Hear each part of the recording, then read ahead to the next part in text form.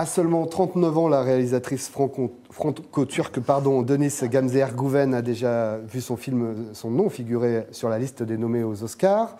C'était pour son premier film Mustang, vous vous souvenez, c'était en 2015.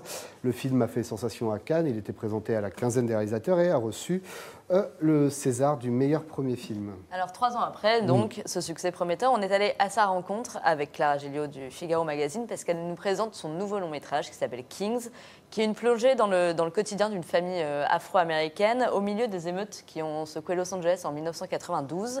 Au casting, on retrouve notamment Halle Berry et Daniel Craig. Et on regarde tout de suite un extrait de l'interview de Denise. Et on remercie messieurs. Jean-Christophe, merci Grégoire, on se retrouve très bientôt.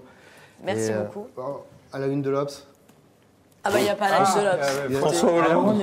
À la une de l'Obs, il y a François Hollande. Et en ouverture des pages culture, il y a un grand entretien, le seul que donne Philippe Lançon à la presse écrite jusqu'à présent, avec Jérôme Garcin, à propos du livre dans lequel il raconte comment il a survécu, la gueule cassée, à l'attentat de Charlie Hebdo, dans lequel il a... Voilà, donc c'est avec ça que vous auriez dû faire la une avec Lançon plutôt qu'avec Hollande. Je crois que c'est vraiment un très grand livre et l'entretien est très très intéressant. Et il fait des chroniques chaque semaine dans Charlie Hebdo. Là-dessus, sur la reconstruction physique, psychologique, intellectuelle. Il a un courage extraordinaire. À la une du Figaro Magazine. À la une du Figaro Magazine, on va s'évader un petit peu. C'est un spécial escapade puisque les beaux jours reviennent. On va essayer de sortir du chaos, des grèves, des manifestations, de la violence. Et on essaie de donner une vingtaine de destinations de week-end pour le printemps en France et en Europe. Ou aller en voiture. Ou aller en voiture. En covoiturage. En covoiturage, avec Blablacar. Il y a un portrait de M. Mazzella, le patron de Blablacar, qui se frotte les mains depuis quelques semaines grâce à la SNCF. Merci beaucoup, messieurs. Et on revient du coup à notre sujet, à Kings, à Deniz Gamze Ergüven, qu'on allait rencontrer. Je vous propose de regarder un extrait de l'entretien.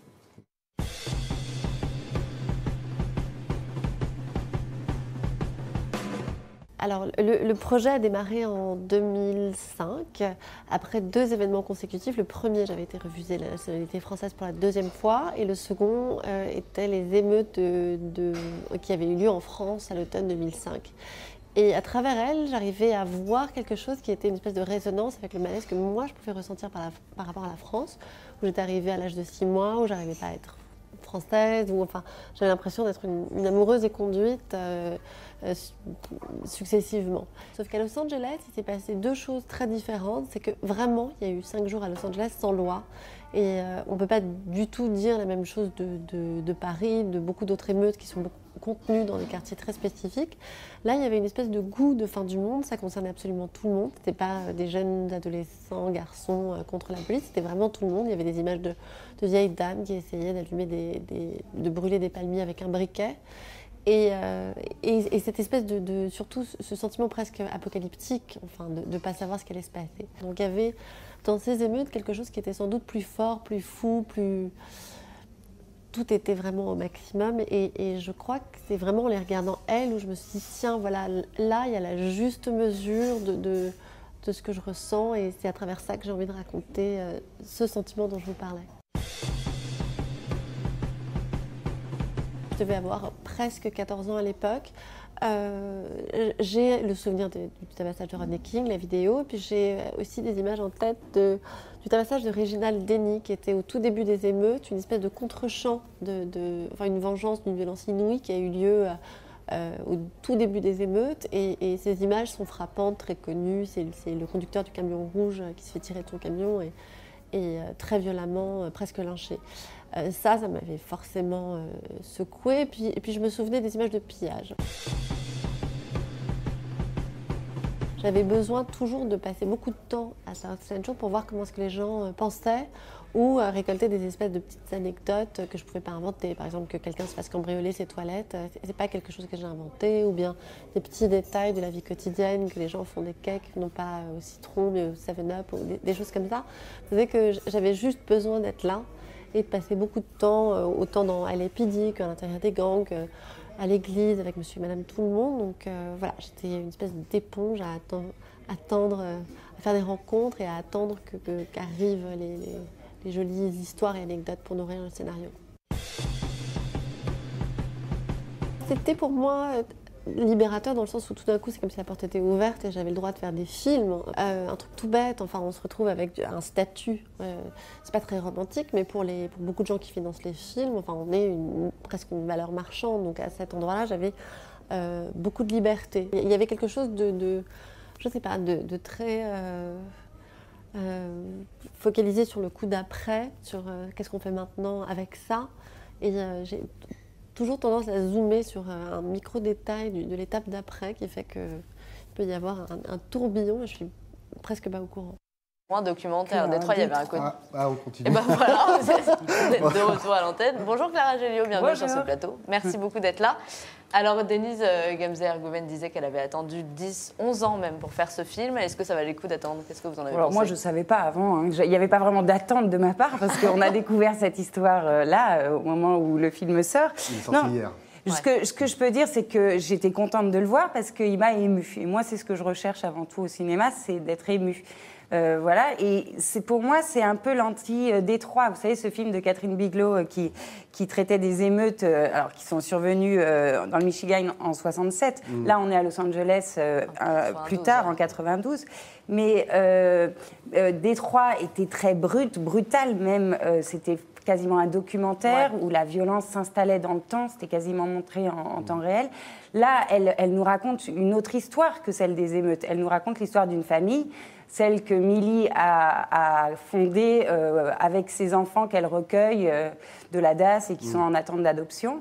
Et l'énergie qu'elle déploie pour protéger ses enfants de la violence ambiante qui gronde dans les quartiers de Los Angeles. Mais c'est parce qu'elle a fait le choix de se servir des événements finalement en toile de fond pour raconter le drame de l'intérieur. Oui. C'est ça qui fonctionne selon vous?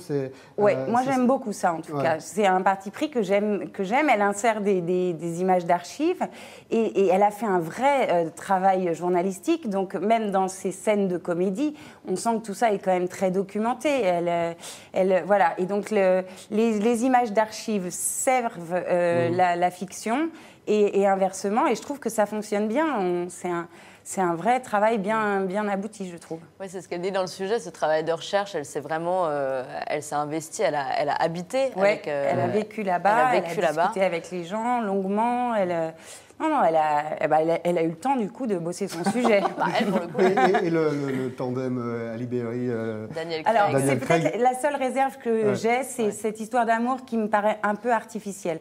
En revanche, j'étais très contente de retrouver Ali Berry parce que c'est vrai que c'est quand même une immense actrice qui a été oscarisée. Et en fait, on la voit pas si souvent et je trouve ça dommage parce que moi, c'est une actrice que j'aime beaucoup et là, elle s'est enthousiasmée très tôt pour ce projet et on voit qu'elle le porte avec force. Ouais, ce que disait la réalisatrice, c'est que ça lui va très bien ce rôle de mère. Elle a un côté vraiment très maternel. Oui, tout à fait. Bon, et Daniel Craig vient de l'annoncer, il sera dans la 25e aventure de James Bond. Ouais. Il l'a confirmé, après avoir mis la pression pour gagner un peu plus d'argent, je pense. Mais bon. Une dernière question, Clara, est-ce que vous avez l'impression quand même si on est très loin du documentaire et de Détroit, par exemple, d'avoir appris des choses sur les événements qui se sont passés à ce moment-là, en voyant ce film Oui, parce que moi, je me souvenais bien de l'histoire de Rodney King. Donc, vous savez, cet homme noir qui a été battu devant les caméras d'un témoin, donc par des policiers devant les caméras d'un témoin. Je me rappelais moins de cette jeune fille, cette jeune adolescente afro-américaine qui avait été tuée par une épicière d'origine coréenne qui la suspectait de vol. Et donc c'est sûr que ces deux événements ont mis le feu aux poudres et donc voilà, on apprend des choses. On a des remarques sur Internet d'Arnaud qui nous dit qu'il verrait n'importe quel film avec Ali Berry. Donc comme ça, au moins, Est-ce qu'elle est la prochaine invitée du Figaro Live? Et est-ce qu'elle est la prochaine invitée? On va l'inviter. C'est sur des listes. Jean-Pierre Darroussin, outre votre riche carrière au cinéma, là, ces derniers temps, on parle beaucoup de vous. On parle beaucoup de vous dans la peau de Henri Duflo, votre personnage dans le Bureau des légendes. Alors, je ne dis pas ce qui va lui arriver à ce personnage, pour les chanceux qui n'auraient pas encore découvert la création d'Éric Rochant, mais est-ce que ça vous a donné envie de continuer, de reprendre un rôle dans une série, ou même d'avoir un rôle récurrent, je ne sais pas, comme un Marlowe masculin, peut-être? Franchement, c'était une expérience vraiment formidable. Parce que ça s'est très bien passé, parce que la série est très chouette et tout. J'ai fait 3 saisons. C'est pareil, c'est déjà chronophage de les regarder, les séries, et c'est chronophage aussi de les faire. Donc, voilà, moi je fais un métier où on dérive, on prend différents chemins, on n'a pas envie de rester trop longtemps dans une atmosphère. Je veux pas.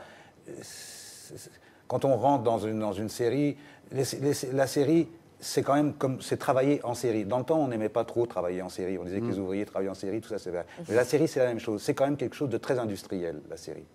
Et moi, je suis un artisan, voilà. Donc les artisans, ça circule un peu. On fait des plus petits objets. De temps en temps, rentrer dans l'industrie, bon, bah, c'est intéressant. On comprend comment ça se passe et c'est pas mal. Mais le travail est, par exemple, c'est rapide, c'est dense, oui, on n'a pas beaucoup de temps pour réaliser tous ces épisodes-là. Ça va vite, il faut être très performant très vite. Et voilà, bon, bah, je fais 3 saisons, j'en suis très, très, très content parce que ça s'est bien passé. Mais on peut passer à autre chose. Voilà. S'il y a une autre proposition, moi, je ne suis pas ni fermé. Si d'un seul coup je lis quelque chose et que je me dis le personnage, voilà, je sens que je vais pouvoir, moi, apporter quelque chose à ce personnage parce que, voilà, ça rentre dans quelque chose que j'ai envie de travailler, de découvrir, un univers auquel j'ai envie de m'intéresser. Là, c'était bien aussi ce qui concerne le renseignement et tout ça. C'est quand même un monde assez mystérieux, fantasmagorique d'une certaine façon, les espions, tout ça. Et la façon dont c'était pris, très en prise avec la réalité et avec ce qui se passe dans le monde en ce moment. Donc, c'était vraiment très intéressant. Mais voilà, ça foisonne puisque c'est à la mode en ce moment. Donc il y a plein d'idées sur les séries et certainement qu'il y en a une très bonne. Et si j'ai la chance qu'elle m'arrive et qu'elle me passe devant les yeux, je ne la laisserai pas passer, bien sûr.